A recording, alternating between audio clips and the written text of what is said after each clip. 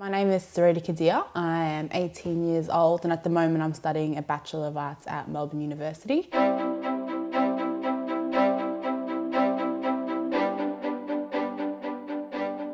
My family within the household would only speak Oromo. I mean, I'd go outside, I'd go to school, I'd learn how to speak English, but when I came back into the household, it was, no, you're not speaking English, you're speaking Oromo. And I think if that didn't happen, today I wouldn't be able to speak our language.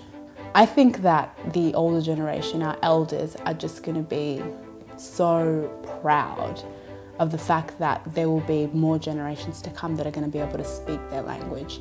If our language was to be lost, that'd be years and years, generations and generations of blood and sweat and tears just turned into nothing. I knew you were writing books for children, but I didn't really see exactly what you were trying to do with words that you could draw. You see, I could see a kid putting this up in his room or her room.